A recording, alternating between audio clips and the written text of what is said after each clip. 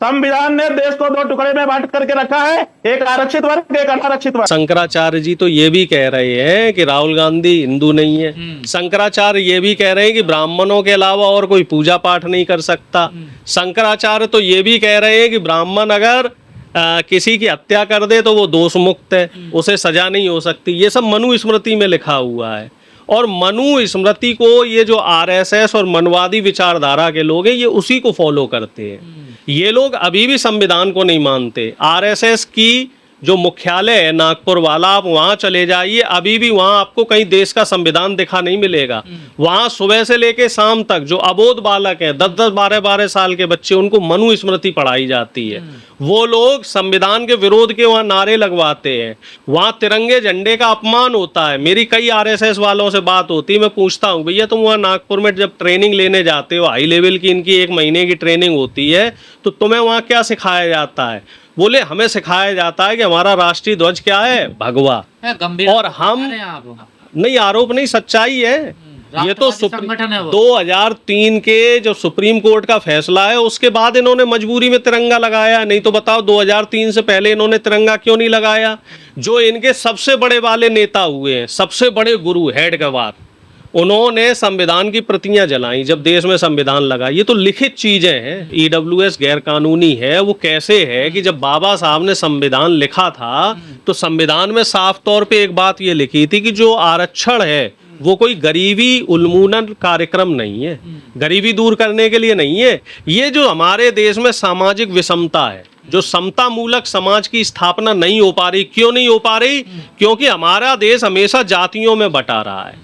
कुछ लोग जो उच्चासीन पदों पे हैं, जो अपने आप को ब्राह्मण, ठाकुर, बनिया कहते हैं, कोई वे मुंह से पैदा हो गया, कोई सर से, कोई भुजाओं से, तो वो लोग अपने आप को ऊपर मानते हैं। शूद्रों के कहते हैं साहब तुम पैरों से पैदा हुए, तुम जब जमीन पे चलोगे तो तुम्हारी वो जमीन अपवित्र हो जाएगी, तुम्हारे बच्चे पढ़ नहीं सकते, तुम्हारी महिलाएं तन नहीं ढक सकती, तन ढकेंगी तो टैक्स लगेगा।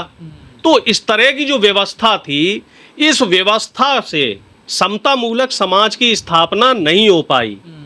ये व्यवस्था अभी भी चल रही है देश में। तो बाबा साहब ने ये कहा है कि जो सवर्ण समाज के लोग हैं, चूंकि इनका सामाजिक रूप से पहले ही उत्थान हो चुका है। आप कहीं भी जाओ, कितना भी गरीब ब्राह्मण हो, देखिए मैं ब्राह्मणों का सम्मान करता हूं, मैं पहले कह रहा हूं ब्राह्मण विरोधी नहीं हूं। कहीं भी आप जाओ किसी भी गांव में, कितना भी गरीब से गरीब ब्राह्मण हो, कोई भी आम आदमी जाएगा तो वो क्या कहेगा, पंडित जी राम राम या पाए लागू।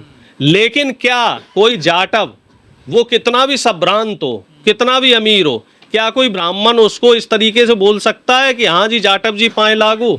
नहीं बोलेगा। ये हमारे देश में जातीय विषमता है। या फिर कोई ठाकुर साहब है तो ठाकुर साहब के आगे हमेशा जो है सलाम ठोका जाता है कि हुकुम। हुकुम सामने खड़े हो गए तो साहब लोग झुक जाते हैं कि साहब हुकुम है, महाराज है, राजा है। तो ये जो व्यवस्था हमारे देश में है, इसी व्यवस्था की वजह से गवई साहब ने ईडब्ल्यूएस का विरोध किया, क्योंकि ईडब्ल्यूएस कोई सामाजिक रूप से एक मान्यता प्राप्त आरक्षण नहीं है।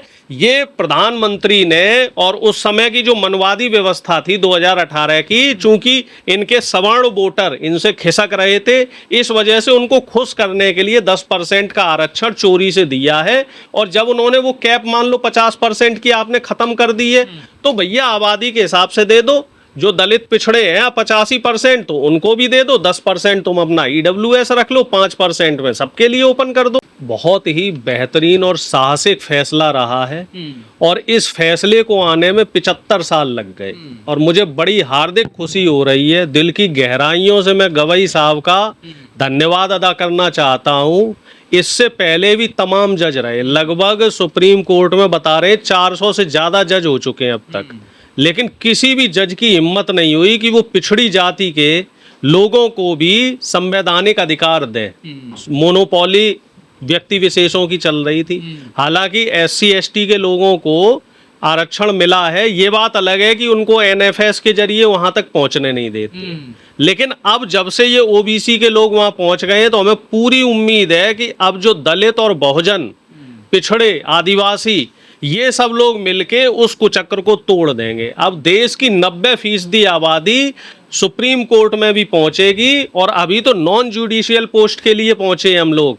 धीरे धीरे हम सरकार से आह्वान करेंगे, संसद में घेराव करेंगे और सुप्रीम कोर्ट के जितने भी जज हैं उनका भी घर का घेराव करेंगे और जुडिशियल पोस्ट में भी हमें आरक्षण मिलेगा। और जल्द ही आबादी के हिसाब से सुप्रीम कोर्ट में हमारे जज होंगे।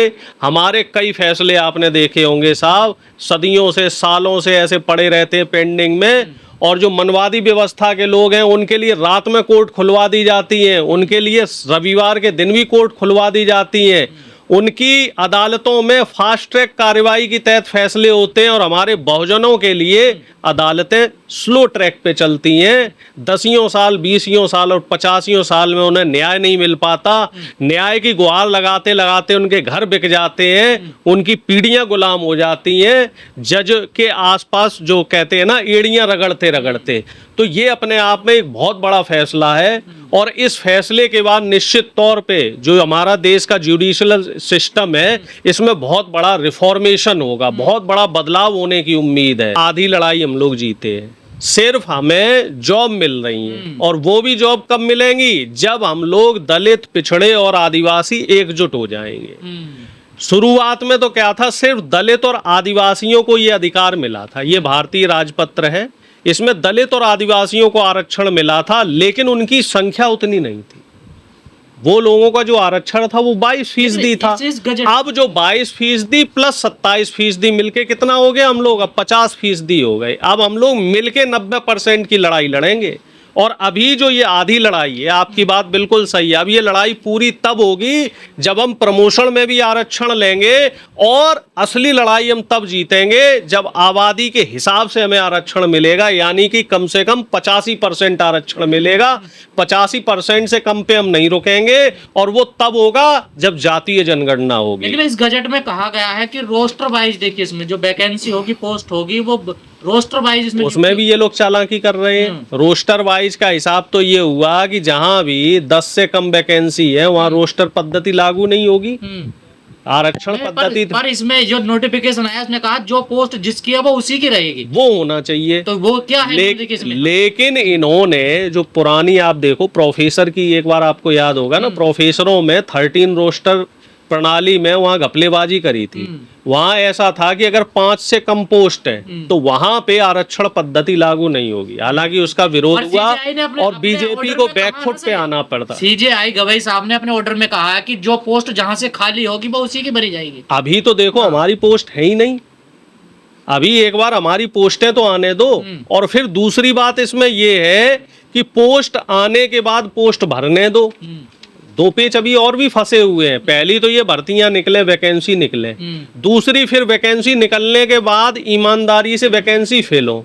आपको जानकारी है सुप्रीम कोर्ट में 70% हाई कास्ट जज है और दलित पिछड़ों की संख्या बहुत कम है, 30% है, जबकि उनकी आबादी 85% है। और गैर जजों वाले में आ जाओ, नॉन जुडिशल में, वहां पे जो एक आंकड़ा है मोटा मोटा, भी पूरा मेरे पास नहीं है, वहां पे 26% लोग हैं हमारे दलित और पिछड़े आदिवासी मिला के।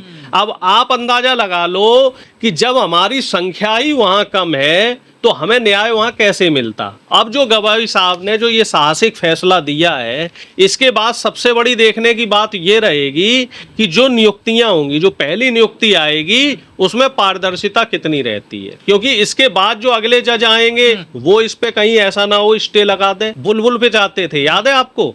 अंडमान निकोबार की सेलुलर जेल में थे वो और बुलबुल पे बैठ के पूरे देश का भ्रमण करते थे।